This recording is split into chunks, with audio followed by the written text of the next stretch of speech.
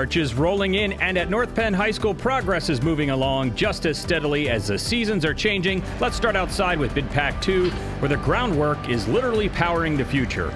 The electrical contractor has begun excavation and poured concrete over the new electric duct bank for the relocated 35 kV transformer and gear. This critical infrastructure will strengthen long-term reliability across campus. Stormwater work is also making major strides. The general contractor is nearly finished installing the 36-inch storm pipe running from Sumneytown Pike to Basin B. In the A courtyard, crews continue placing 30-inch storm pipe and installing M-top inlet manholes to improve drainage across the site. Over at A-Pod, excavation continues as crews tie reinforcing steel and pour concrete footings for the addition. Each footing brings us one step closer to vertical construction. Looking ahead, crews will continue concrete work at A-Pod, complete additional storm pipe connections near the football practice field, and extend the duct bank installation between the baseball field and tennis courts.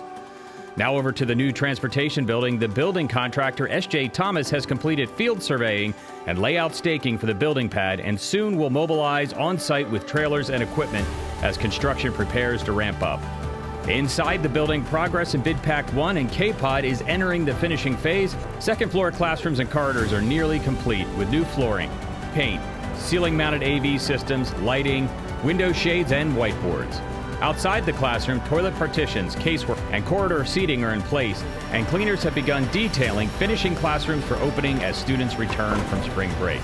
From underground utilities to classroom finishes, March is delivering measurable progress across campus. That's it for this March 2026 North Penn High School Renovation Update.